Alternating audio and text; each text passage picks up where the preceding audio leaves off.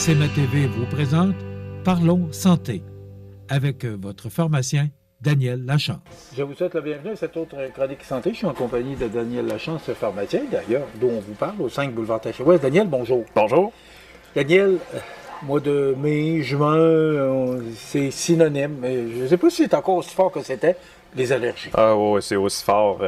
Si ça ne l'est pas plus, en tout cas, c'est difficile toujours de dire d'une année à l'autre, mais j'en reparle, même si j'en parle, je pense, à chaque année, parce que c'est dans le nombre de consultations au début de la saison estivale, c'est pas mal.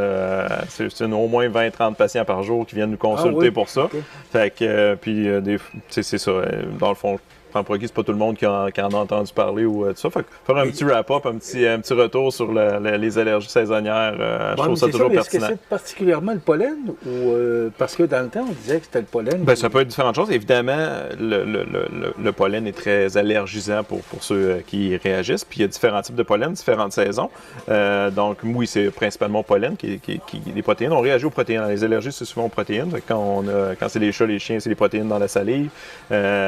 Puis au niveau des graminées, des plantes, des fleurs, ben c'est dans le pollen, il y a des protéines, c'est ce qui fait réagir là, vraiment le système immunitaire. C'est quoi des allergies? C'est le système immunitaire qui s'emballe, qui se défend contre un ennemi, habituellement un virus, bactérie, quelque chose qui...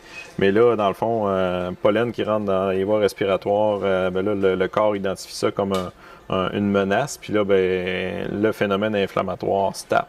Avec éternuement, écoulement nasal, difficultés respiratoires pour ceux qui ont de l'asthme allergique ou de la... C'est agaçant. Avoir déjà connu ça, moi, ça appartient au passé. Ça peut partir d'agaçant. Mais c'est pas quand ça passe, là. Ça peut partir d'agaçant jusqu'à invalidant. Parce qu'il y a des gens qui ont des allergies extrêmement sévères, là, puis ça peut aller jusqu'à de l'asthme sévère. Ah, oui. Donc, on a toute la gamme d'intensité des réactions. D'où, puis plus souvent le phénomène s'installe puis perdure, mais plus ils deviennent incommodants. Donc, un des bons trucs dans les allergies, c'est pour surtout ceux qui ont des réactions assez fortes, c'est de commencer au tout début puis d'intervenir rapidement, parce que si on laisse le phénomène inflammatoire s'installer, des fois la congestion peut devenir marquée, l'inflammation bronchique. Donc, faut pas nécessairement attendre de dire on va voir si ça passe. Surtout si on se connaît allergique de saison à saison, là, on intervient, on atténue les symptômes au début, on évite que la cascade inflammatoire devienne trop importante. C'est quoi les symptômes d'allergie? Ben, comme un peu un début d'un rhume, sauf que le rhume, il dure 3 semaines. Ça évolue souvent pas vers... les sécrétions colorées, puis les sécrétions épaissies, ça peut, là, quand l'inflammation s'installe, mais la plupart du temps, c'est que c'est des symptômes qui vont demeurer un peu l'écoulement nasal, éternuement, picotement dans la gorge, les yeux qui démangent beaucoup, un des symptômes souvent les plus récalcitrants des allergies saisonnières. Pour ceux qui ont une tendance à l'asthme allergique, ben, un petit peu de silement de toux, puis de silement bronchique, l'inflammation bronchique. Ça, il ne faut pas trop le laisser aller, parce que ça peut dégénérer. Exactement. Donc, souvent, ben, si ça arrive justement là, à la période mai, juin, ben, évidemment, le timing est pas mal là. Il y a des virus encore qui traînent à ce temps-ci de l'année, mais souvent, là, quand c'est des symptômes, c'est ça, d'écoulement, d'éternuement, tout ça, mais qui perdurent plus que 7 jours, puis ça évolue pas vers autre chose, plus probable que ce soit des allergies. Daniel, est-ce que ça se soigne ou ça se soulage? Ça se soulage. OK. Ça se traite pas. On est allergique toute sa vie. Ouais. Ceci dit, il peut y avoir des périodes, comme moi-même, j'ai des allergies saisonnières qui varient d'une année à l'autre. Puis des fois, c'est difficile de voir un pattern, pourquoi il y a des années pires que d'autres, mais il y a des années, autant ça me prenait 3-4 médicaments pour me soulager. Comme là, depuis quelques années, ben, juste mon vaporisateur nasal de cortisone me soulage bien. On va en venir tantôt aux options de traitement, mais c'est ça. Ça peut varier, puis ça peut réapparaître dans la vie. On peut ne pas être allergique, puis tout d'un coup, dans la vingtaine, la trentaine, une année, on commence à en avoir. Pourquoi? Ben, parce que s'il n'y a pas vraiment toujours de... Parce que... C'est ça. La beauté des allergies, c'est que... ben, c'est pas la beauté, mais c'est que ça apparaît un peu sans avertissement. Puis ça peut varier dans le temps. Là. Mais souvent, une personne allergique à quelque chose va le demeurer toute sa vie, habituellement. Mais comme je dis, l'intensité peut être variable. Comment on les soulage? Oui, ben c'est ça. C'est ça. Ben, oui. Dans le fond, souvent, venez nous consulter. On est souvent de bons conseils. On peut, en vente libre, il y a les antihistaminiques en comprimé qui peuvent être efficaces, surtout pour le côté écoulement, picotement. Ceux qui, des fois, font de l'urticaire, ça va être efficace, là, les réactions cutanées, notamment aussi ceux qui sont allergiques aux piqûres d'insectes. On décide, là, souvent les antihistaminiques par la bouche sont plus efficaces que les onguents ou les crèmes qu'on applique. Là. Souvent, les gens ont tendance à vouloir appliquer des choses topiques ou en crème ou en spray, plus ou moins efficaces. Souvent, les antihistaminiques par la bouche sont plus efficaces. Mais souvent, en premier choix, maintenant, dans les allergies, c'est vraiment les cortico-nasales qui sont la cortisone nasale qui est en premier choix, qui est efficace pour tous les symptômes, que ce soit écoulement, congestion nasale et même la démangeaison, le picotement des yeux. Il y a juste le côté bronchique que si on est vraiment pris au niveau bronchique, on fait de l'asthme allergique, ça cille, ça râle. Ça, c'est important d'aller consulter le médecin parce que malheureusement, l'évaluation bronchique, c'est important qu'il y ait une évaluation qui soit faite médicale. Puis c'est des inhalateurs, là, c'est les pompes qui vont être efficaces pour ça. De cortisone, mais ça prend une évaluation quand même, s'assurer que ça évolue de façon positive. Par contre, pour tous les autres symptômes, on peut faire les ordonnances comme pharmacien. Les cortico-nasaux ne sont pas sur les tablettes en avant, sont en arrière du comptoir. Par contre, le pharmacien peut les prescrire dans les cas d'allergie. Puis c'est vraiment ça qui est le plus efficace en premier choix pour tous les symptômes, même chez les femmes enceintes. En passant, des fois, c'est celles-là qui ne savent pas trop quoi prendre ou qu'est-ce qu'ils peuvent ou pas ne prendre.